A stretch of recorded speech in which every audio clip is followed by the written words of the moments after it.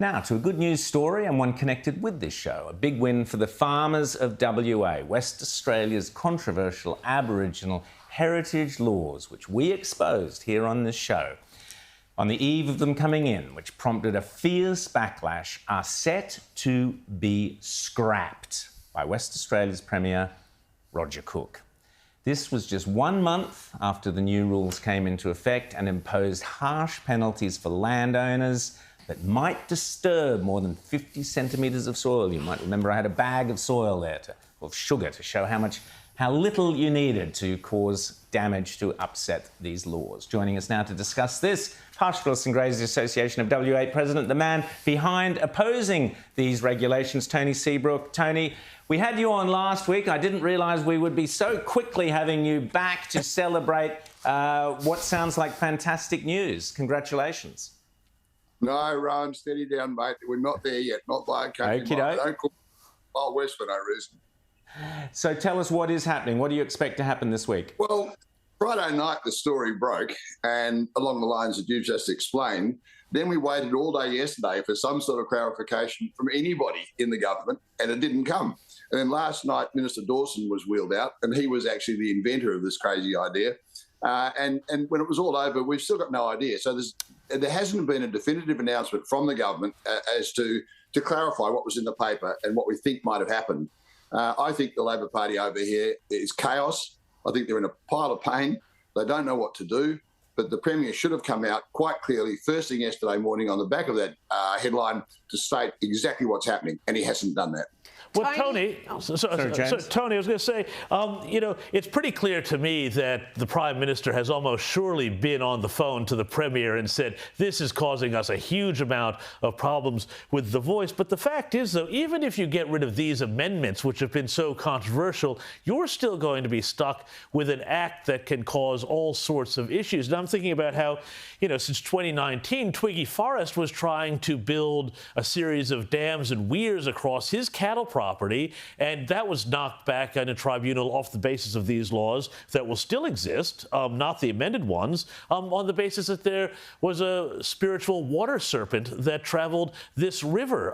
So you're still going to be, even if they get rid of these heritage amendments, you're still going to have a big problem with some of these rules, aren't you? Oh, there's no doubt about that. And there's a farmer in 2J that's been prosecuted for building a culvert over a creek.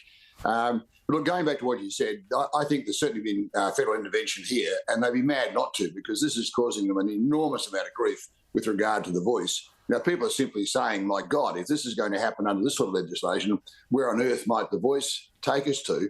And look, most of the work that's been knocked back, like Twiggy Forrest, this wasn't a major money-making exercise. This was really serious soil conservation, really water retention, absorption into the underground water system. There's been so much good work. The Canning River event, where those people that wanted to plant trees and they were blocked, and an Indigenous fellow there, I believe his name was David Collard, came out and stopped them doing that. Some friends of mine running a nursery in the wheat belt of Western Australia, selling trees for soil conservation works, had to send 55,000 trees to South Australia, because the people that were going to buy them were not game to do that. This is just so stupid that the world must be looking at us and shaking their head. But look, when it comes down to the old Act, it hasn't been rigorously enforced. It is still a pretty dangerous piece of legislation, and it just may be that a vindictive government might simply crank them out and use them in a way they were never intended. So there's a lot of work to be done here, and I'd like clarification that this piece of legislation we're dealing with today has actually been withdrawn, because that's not clear.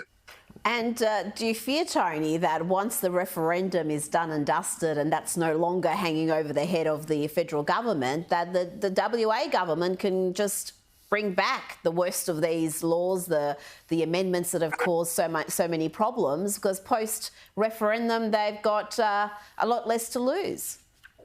Well, look, that may happen, and I think the federal government is sitting there waiting to impose some sort of legislation over us as well.